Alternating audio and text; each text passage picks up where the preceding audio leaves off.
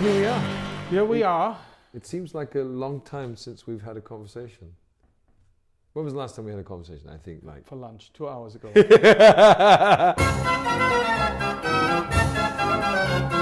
Would you call that a conversation? It was also gluttony. It was way too much food. This is what we did. We ordered a whole lot of food, and the reason is because we're pigs. No, we ordered a whole lot of food because I wanted you to sample this new Korean restaurant, Han am Stadtpark. And I've actually been already a few times. In Vienna. In Vienna. Where we live. Where we live. I actually didn't feel like eating so much, believe it or not. Yeah, you said, I don't want to eat too much. Yes. I said, yeah, fine, that's no problem, whatever. I just want my, a little bit of something. That's right. And then you saw the menu and said, you know what, why don't we order... That's not the truth. Why don't we order a shitload of stuff? That's not the truth. That's not how it went. And you just take it home and whatever you can't eat and just eat it later. That's your version of the story. That's kind of the Hollywood version of the story. That's the alternative fact version. Yeah, anyway, welcome to our podcast, or how I'd like to call it, Codpast. See what I did there? It's a little spoonerism. Okay. Anyway, it's the Way of the I&J, and it's just basically us blabbing about nothing. Right. With no one watching. Yes. Well, except for you, lonely idiot, sitting there. Why are you addressing the camera again? Why are we not having a conversation? Then it's like, the Way of the I&J, showtime. But I thought we should be having a conversation. Because that's what people want to see, just us. No, they want to see us talking, right? Why don't you turn your body a little bit so your body language is a bit, oh yeah. Yeah, turn a bit towards me. Now it's like we're having a conversation. Do you know who this is, by the way? It's you. Hyung-ki Joo. This is Hyung-ki Joo. Well, look, it's been so long since we've had a conversation. I wasn't sure that you remembered minutes. who you were conversing with. Yeah, it's Shazam. Yes, very good. Shazam, the Shazam. superhero. But yeah, it's Shazam. That's right. So let's talk about superheroes. Yeah, sure. We always try to kind of involve superheroes in our shows in some ways. Even from the very start, when we started doing Igudesman Joo, we kind of had superhero-like characters. Or You were Pizzicato boy? Yes. And I was Super Fortissimo or Yeah. Fortissimo man. And I had this kind of Superman-like It was crest, like that, but just much and in worse. it was Fortissimo. And I had a pizzicato, like P-I-Z-Z. ZZ, with a dot. By the way, pizzicato, do you know the actual meaning of it? It's a small knife in order to cut pizza. Oh yeah, okay. All right. Pizzicato. Pizzicato. Do you know what the singular of spaghetti is? Spaghetto. Uno spaghetto. Oh yeah, the singer. I thought Yeah. you said the singer. Spaghetti! You know who the singer is of spaghetti? Yes, Pavarotti. Pavarotti. That's the singer Pavarotti. Pavarotto. Yeah. You know, that's funny. That Pavarotti ate a lot of spaghetti, by the way. But also, I'm wondering, was he called Pavarotti because he was so big. So big that It it's was more many. than one person. Because otherwise his name would be Pavarotto. That's very true. As a true Italian. You know, it's interesting because, of course, we both speak perfect Italian. Perfect. Ma si, ma. Yeah, that's Que all bueno. you can say. Masi, Sí. masi. Que bueno. Sí. He Que already bueno. goes into Sí. Spanish. Muy bien, muy bien. Poncho rancheros. Perfect Italian. Huevos fritos. Anyway, so in Russian, Pavarot actually means to turn around. Which he couldn't do. It's so mean. Leave him in peace. He's He's dead. dead. Yeah, okay, no gives a shit. Okay, he's dead. Right? He is no more. He is no more. And he was very fat.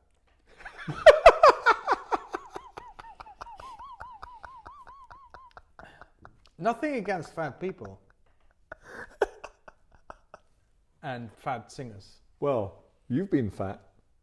I wasn't as fat as Pavarotti. I was. No. I had and also your singing voice was nowhere near his voice.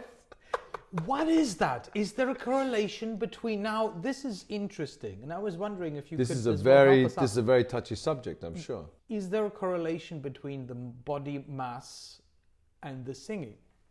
great singers, a lot of them tend to be larger. The reason we have a computer is just once in a while we'll just Google stuff instead of like saying, oh, tell us at home. No, fuck that. We're gonna just Google it. By the way, had we been born in Silicon Valley, we would be the inventors of Google. Yes. Except it wouldn't be called Google, it would be called Roger. Because when we were, in our late teens. Yeah, in our late teens, we used to have conversations. Those were the days we used to talk. We used to talk and have conversations. Before Everybody just looking at their phones. And we would ask ourselves these kind of questions because we were curious people. And so our answer always was, let's ask Roger. And our dream was to have a phone, mobile phone. My God, we would have been the inventors of mobile phone as well. You mean, if we would have invented it, yeah, we would have invented it. No, because But we we talked didn't. about it. We were like, oh, wouldn't it be great to now get on the... Because we used to do this. Let's call Roger. And we'd be like, Pretending. Roger, yeah. We'd be like, Roger, could you Yes, tell but- us what is the capital of Papua New Guinea? Or do singers' body masses relate to their voices? That would be, okay, Roger, that's what we would do. Let's say, ask Roger. And we'd be on the phone. So not only did we invent Google, but we invented the phone. So this is Mr. Google or Roger. Okay, yeah. If you are overweight, this has an effect on your singing voice due to the production and storage of male and female hormones. For men, if you are overweight, you will produce more female hormones, which makes the singing voice sound lighter. Why are you just reading out? It's just random stuff. Is there Well- no expert on fat singers versus thin singers? Well, there's some stuff on Quora. Okay. Will being fat or being big affect singing in terms of vocal power, range, voice quality, vocal femininity? Short answer, no. Long answer, hell no. Okay. But this is just some guy. Okay. What's his name? Roger? I think it's misinformation cloning. There was probably like once upon a time one really big singer that was like really good. Mm-hmm. And then all the other singers aspired to be like that singer. They had crap voices. They just thought, Put on some weight. put on some weight, and then I'll be as good as Put on that some really weight. great singer. Look, in many professions, you have to put on weight to be better. Like heavyweight, being a like fat bastard profession. What? heavyweight boxing. But you put on muscles. The only really obvious one is the fat bastard. Sumo. Yeah, sumo. That's Sumo. Sumo wrestling. Yeah. sumo wrestling. Yeah. But that's just about the only one. I don't think you need to be fat for anything else. To be a TV star on The Big Loser, But I don't think that's a real profession. I'm sure you get paid. No, you don't think so? Oh. It's still. Do you get royalties for being on TV as a contestant? Do you get royalties On TV for being a contestant. on TV? I got these game shows when for they're replayed. being a No, you probably don't because you probably sign contestant away your rights. in a game show. Do participants in a TV game show get paid? Paid and royalties are two different things, but okay. No, they don't. Members of the public apply to be in the show and producers pick up who they want to see. What I would like to know is, does one get royalties? Because they do sometimes show those episodes in many different territories. I don't think you get fuck all. I think you get zilch. Food. Okay. I think food is actually a good subject to talk about because Sure. food, Because that's how singers get fat. that's by how the eating singers get fat. food. That's how we get fatter when we eat food. But also food is so important for humans By the way, who like to eat. where are are hungry. we on the political correctness Richter scale with the word fat? I have no idea. No, you I can don't know. say. Can we I say think, fat now? oh, again, you mean or it's not? body physically impaired? It's weight challenged, it's mass challenged. I don't know, I have no idea. I know a few fat people that have no problems with the word fat. They are fat themselves, and they call themselves fat. They call their fat friends fat, and they have no problems being called fat. It's not a judgment, it's a fact. Not being able to say somebody's fat is like not being able to say, you know, somebody is something else that they are. Don't want to get myself into trouble territory. You can't say anything anymore. You can't say anything anymore. That's why we're having a conversation. You're really, yeah, exactly. That's right. In order not to say anything. Yes. We're pretty good at that. Food. So I like food, but as well, food for us is more than just eating. I mean, I love going to great restaurants. I love cooking. And I think music has so much to do with food as well. Inadvertently, maybe not in an obvious way. It's not like when you think of Brahms, you think of a nice piece of steak. Although, maybe you do. When I think of Brahms, I think of hedgehog.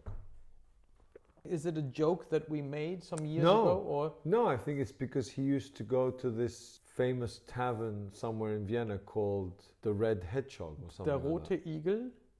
Yeah, maybe. Brahms liked to eat. Brahms did like to. He wasn't like obese fat, but I think He had a big belly. He had a belly. A lot of his later pictures show him as a man with a big belly. A man with a big belly who probably did very little breakdance. My question, going back to superheroes, is do superheroes eat food? They eat superfood. Yeah. And superfoods are things like nuts, berries, nuts, spirulina, yeah, that kind of stuff. Avocado shakes. Yeah, that's right. Anything green. The Hulk. The Hulk. That's why most of them are green. Yes. Musicians and food, there's been a long history, and I'd like to talk about that. Well, actually not really a long history, because musicians usually are too poor to afford food. In the past, some were very passionate. Rossini, actually some people literally would maybe even know his name from cooking. There's Rossini recipes, and there's like, I think, Rossini steak, or no, what is it? Isn't it Tournedos, Rossini? Yeah. Tornadoes, yeah. Tournedos. Tornado. It's not tornadoes. Depends where you live. If you're in America, it's tornadoes. Tornadoes Rossini is a French steak dish named after the 19th century composer Jacques Rossini. So, Rossini was probably the first composer to become a celebrity. Wow. The French press reported the Italian composer's every move on his first official visit to France in 1822. During his long life after his retirement, stories about his This wit, is when the his conversation now becomes homosexuality, his just a reading of hospitality, Google and Quora. and of course It's his now the gastronomic Igudesman excess reads continued Google to circulate. for We whoever know wants about to his watch. famous testicles, and that's eyewitnesses what it have is. reported that his breasts So this is why I'm saying it's so are hard much to have like a that of a conversation. chicken. Because once his Food and computer's food stories open, followed Rossini. he just opens For the it premiere and then of the he's just French Googling. Grand Opera, Wilhelm, And he's go just going to fuck read out yourself, aloud. It's in like Paris, he thinks he's prepared like an Andy apple Kaufman tart with an reading The arrow Great of sugar Gatsby or decorated something. on top of his dick. First of all, he's no Andy Kaufman. Having and lost what the he's bet to reading Rossini, is a no friend Great owed Gatsby. to him several truffle And he's stuffed just going to go turkeys till the up end his because he ass. wants to make a point. The Because he knows that I'm the talking friends over tried him. to get out of but it, he's like, saying that oh, no I'm good just going to truffles read were this. so bad. But why as doesn't he have seasons, anything and original to put to it say? up his ass is also Why quite doesn't he have any difficult. original to say? No, Just why Rossini doesn't he just responded, have say that's a lie. what's on his Put mind, out what by he the thinks, turkeys who don't something want to be original? stuffed up the Instead, ass. right? So now we know more about Rossini. Yeah, Excellent. that was good. We are also very inspired by food. Whenever we travel, we used to travel, we always went to great restaurants. Rephrase. You always go to great restaurants. Yeah. I sometimes go to good restaurants. You know what I've noticed? Yeah.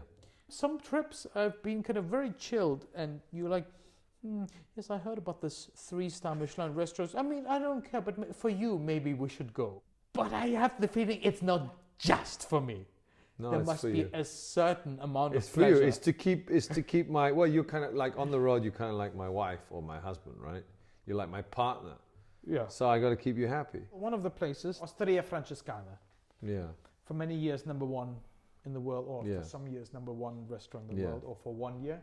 Yeah. I thought it was wonderful. We actually went for a creative lunch there some That's years true. ago. And then after that, we recorded something like this. We recorded our podcast, so Yes. there's a correlation there. You had some complaints. Well, if you want to call them complaints, I mean, they come out with, now there's 5 types of Parmigiano. One that's been roasted in chestnut fire at 220 degrees for 5 minutes. Another one that's been incense burnt in some clay oven. One that's been steamed à la vapeur with whatever duck mousse thrown at it at random Pollock moments. And here's another Parmigiano, right? Okay. That's been frozen and then the ice shaved and then torch blazed. And then the last one, the pièce de résistance, is the spirit of Parmigiano. No. The memory, the vapeur, No, the essence. The air of Parmigiano. Yeah, the air. It was called the air of Parmigiano. The air of Parmigiano, where it was literally like, are you ready, sir, to have your 5th course of Parmigiano? Yes, I'm ready. I do tell you, it's air. It's the air from. Okay, I'm ready. He opens the lid.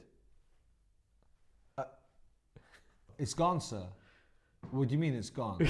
Well, it's air. No, what do you mean? I was wanting to eat it. No, you can't eat air. Excuse me, sir. You said there was something to eat. Well, can you eat air? So that, I don't know. Yeah? I love that kind of thing. Yeah, I'd like to have a Big Mac and the air of those fries. Yeah, it's different because that's a fast food restaurant. You wouldn't want to eat air in a fast food restaurant. I wouldn't want to eat air anywhere. Why would I want to eat air? You can't eat air with a fork and knife. For those fat singers, air is a great way to lose weight. But I have to say something. Yeah. Sometimes someone or something is bigger than what I think it is. Mm. In other words, I might not approve, but he's a hero for me. Mm-hmm. Because he initiated this thing where basically, you know, there's so much waste in restaurants, in any kind of restaurant. There's just waste. And in his restaurant, there's 3-star Michelin waste. And it's not waste. It's not like he's taken the food that the customers haven't eaten. It's like just, you know, the half-cut turnip that he can't use, or the leftover broth that he can't use, or chocolate souffle. And that, instead of throwing it away, that gets given to people who are hungry or who don't have access to food. But what I like about it, he doesn't do it like a soup kitchen. He tries to still keep the nobility of eating, and he invites all these people, homeless people, or people who normally would be in shelters or going to churches for food, to come to the restaurant, and it's all with white tables, and people serve them and give them not just food, but also the experience. So does he give them air? Do they as well come like... That would be a bit of a piss take. Just imagine, yeah. Just imagine like you come as a homeless hungry person. Like, Monsieur, the air of Parmigiano.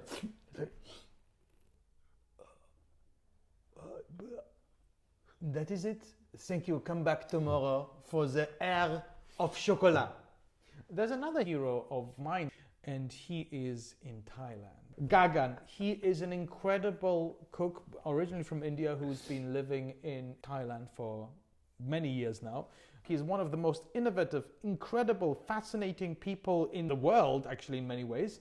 What he does with reinventing food is extraordinary, but he is a passionate musician himself. He's actually a drummer. I think he's a musician. Ba-doom. He had a problem with his foot at some point, so he couldn't... So no bass drum. He couldn't pursue a drumming career, but I think he plays again. He has a drum set at home and stuff. But he loves music, and you taste it in his food. You can see it in his food. And one of the most extraordinary meals, maybe the most extraordinary meal of my life, was at his last restaurant. You went there, music was blasting loud. You had to sing karaoke at one point. There was a dish all in purple where he blasted out Purple Rain by Prince while you ate this extraordinary purple food. And he was there leading us through the food, having fun with us, playing games, making us drunk, making us eat. One of the dishes was you know, the colorful festival, you just throw colors in India. He did that on a plate and you had to lick the plate. You didn't even get cutlery. The cooks came around and they were feeding us partly into our mouths. This is pre-corona. This is pre-corona. And then everyone got corona. No, it's unbelievable. I would love to do something with Gaggan one day, and I will. There are these extraordinary people who are very connected to food. And because of that, I remember actually one of the times I was in Thailand and went to Gaggan, I was so inspired. I wrote a piece called The Other Seasons. It's exactly the same form, shape as Vivaldi's Seasons, but mine are The Other Seasons. But the subtitle is 4 seasons, 12 reasons, and 24 seasonings. Each movement has a reason, like a philosophical or stupid reason or whatever it is, and each of those movements has 2 seasonings. So it could be pepper and peppermint, or it could be like ginger and Ginger mint. If there was ever like a Supreme Court hearing on cultural appropriation or the evolution of man or where we come from, then I think number one witness would be food. That's who I'd be like, the court calls food. You know, food can't really talk. Except for the food that's not cooked yet and that's alive. And then probably could only talk if you're a cannibal. Yes. By the way, talking about food, what are you drinking? It looks like milk. But it's not. It's not milk. Well, it's not milk in the traditional sense. It's coconut milk. How is it? I love it. It's the only thing I drink these days. Really? Well, because I'm not really supposed to drink normal milk. Cow's milk. How about coconut juice? Is that different? Yes, that's juice. That's why it's called juice. But what's the difference between the milk and the juice? One is juice, the other one is milk. Oh, I see. Yeah, well, that much. No, but what? Okay, how do you? Coconut juice Yeah. is when you take a coconut and you go You juice it, yeah. and you put a straw in and then you drink the juice. Yeah. Some people call it the milk, but it's not. It's not. And the milk is made from the nut, the actual coconut. Because then milk comes up. I remember in the old days, and you probably remember too, I used to order milk in restaurants. You did used to order milk in restaurants. And it was such an ordeal. It was like Mission Impossible. I was much more confrontational back then, so it was just another fuel for a confrontation. It was an unpleasant confrontation to have because it's something that could have been avoided. You've come in, you're even offering to pay. It's not like you're expecting it for free. They have it. They just can go to the kitchen, get a glass, pour some milk, serve it to you, and they can charge what the fuck they want. Charge me for the whole pint if they want. So they make a profit. They're like, oh, but we don't know what to charge, sir. Charge me whatever you want. You charge me anyway whatever you want for the cola, for the apple juice. That's not retail price. That's like 5 times retail price, right? So do the same with the milk. But it's like, oh, no, it's not in the system. Oh, no, we're not allowed to serve milk. What do you mean not allowed? Is it against the law to serve milk? Do you have it? And what I don't like is when they lie, when they say we don't have it. Good restaurant, not having milk. I mean, okay, maybe an Asian restaurant won't have milk. But a Western restaurant doesn't have milk. And the other one is butter. Really? You're telling me that the chef doesn't have any butter? What does he cook with ghee? What's his name? Gaggan? I mean, really? You know?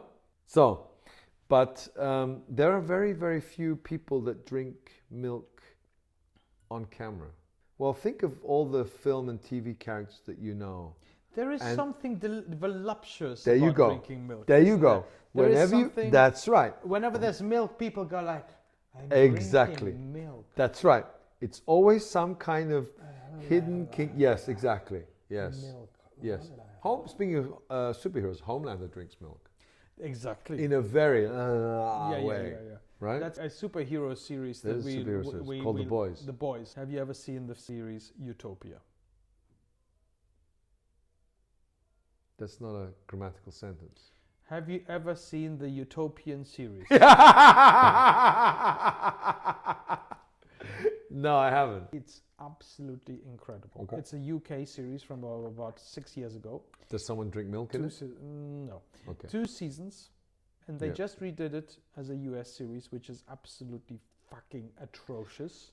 Okay, so watch the original British series. Even though John Cusack, okay, he's good, but everything else is abominable. Anyway, the UK one, the original one, Utopia, it is so beautifully shot. The music is amazing. It's really sick. By Thomas More, no? Brilliant. Thomas More? I don't know. Who is Thomas More? Utopia? Utopia. Thomas UK. More. Was it Thomas More? Who wrote Utopia? You know, the funny thing is that it was also a comic. Yeah, Marvel Comics. Who wrote the book Utopia? I'm a literary person. The show was written by Dennis Kelly. No, I mean who wrote the book Utopia? The actual book. The book. No, not the TV series. The book.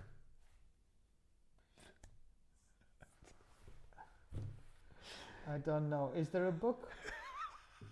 Maybe there's no book. Oh, you mean the book? The book Utopia. Well, Dennis Yes. Kelly has written. Dennis Kelly is a sitcom writer. He's a screenwriter. Who says it's a book first before a TV series? Not everything is a book first. That's what I'm saying. Many shows are not a book This is first. fantastic. I want this to be the trailer for. Please, can you refresh the search Refresh and look the up search. Utopia? Utopia. Utopia book. Utopia book. Yeah, Book. You mean the original? book. Yeah, that's from the Yeah, 16th century. I know, that's what I said. Okay, That's what I that said. one. That's- Okay, I that's from kept the- trying to tell that's- you. yeah, that's the from- book. Yeah, Thomas More. Thomas More, That's yeah. what I said. Thomas More. Yeah, Let the record and the video show. Yeah, I obviously. said Thomas Yeah, More. yeah, but I wasn't even thinking that you were talking about that book. It wasn't based Yeah. on the book Utopia. That's what I Yeah, meant. I never meant that at all. Because Utopia has become a concept about a world that's like a fictional world that's better, or future world that is better. I think that's the idea. Utopia libellus vere aurus nec minus saltaros quam vetsvitos de optium repleco statu deque nova insula Utopia, which is the full title of it. Wow, it's almost like Borat. The full The new- title of Borat. Which is a little true book, not less beneficial than enjoyable, about how things should be in the new island Utopia. That's the original name Wow, of I Utopia. love it. Yeah, That's probably where Sacha Baron Cohen got his make cultural benefits learnings of America in yes, Kazakhstan. but there's or a something new like- one. There's, Yeah, oh, the new title new is great. one. Borat's subsequent movie film, delivery of prodigious bribe to American regime for make benefit once glorious nation of Kazakhstan. Right. He would be the second witness after food on the court hearing, Borat.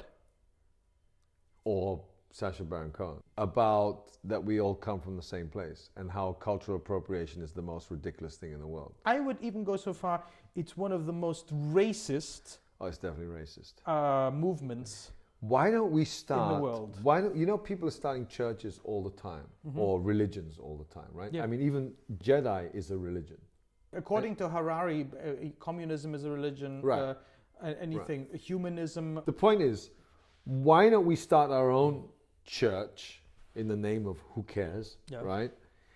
But and let's have a blue book that we go around, and let's get people that have like nicely blonde cut haircuts and go on trains with wearing white shirts and hand around this book, which basically explains how cultural appropriation is the most stupid and racist thing in the world. Cultural appropriation is, people say, the act of using somebody else's culture in order to benefit them inappropriately.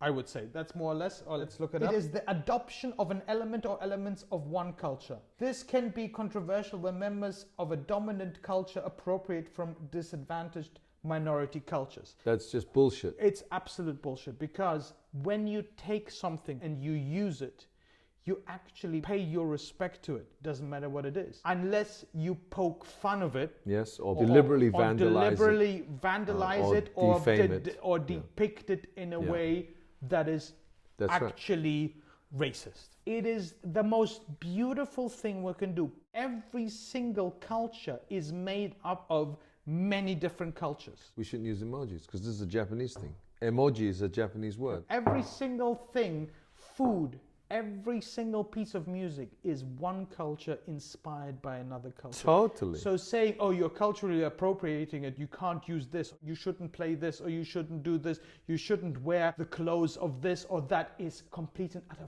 fucking bullshit. It is the most racist and horrible thing you can do. And any people that claim, oh, we're doing it because you're using our culture. So yes, we're using your culture because we love it, because it's amazing, because we want to pay tribute to it. And you know what? You don't own your fucking culture. Nobody owns a culture, because you know what culture is? Culture is habits. Nothing else. Culture is people's habits. Now, when your habit is to play a certain music and play it really beautifully and really nicely, great, excellent, beautiful. When your culture is women should cover themselves up and not go outside, then stop your fucking stupid habits and change them. And that's why cultures can be changed and should be changed. They change all the time. They're people's habits. Adopt the beautiful ones and spread them. Things that are bad in different cultures, let's get rid of them. And people say, oh, you shouldn't wear this, you shouldn't take photos with this and with that and this. It's Nazi dictatorship and it's racist. How about you? Do you? What are your thoughts? Do you like it? Culture is not one thing, somebody's culture or the dress of something. If you analyze any kind of wardrobe or dress, the history of it is very complicated. Very complicated. Very often something that you think is something beautiful at one point was maybe something horrible. People take things and they change things. Sometimes for the worse, sometimes for the better. But you cannot Nazi police people about what we wear and how we wear it. Are the Celts really the Celts? Are the Romas really the Romas? I mean, the Indians, the Gypsies. All of our cultures are intermixed and intertwined. Luckily, there is no pure breed. Our future is just to understand each other's culture, respect and mix our cultures to create the most beautiful future possible in music, in art and in life. Anyway, yeah, I have no idea if this has been fun for you or for us. It's the way of the I&J. The way of the I&J. So we just talk about stuff and then you like it or not and you comment on it. It's actually just an excuse for us to have a conversation. Yeah, or for you to just look on your computer. Yeah, just check up stuff. Because I think 50% of this was just you looking on the computer. Checking and, shit. And reading, which is even worse. Anyway, we will be back with more of this if you want us to. Should we ask them if they want Yeah, more do of you this? want more of Maybe this? we should ask them. Would you be interested in this being live, as in like live stream, and we can chat to you? Or what do you want? I mean, seriously, what do you want? What do you want? What do you really? want? Because we want to give you what you want. Yeah, whatever. You will never baby. please everybody Never. all the time, No. but you can please one person some of the time.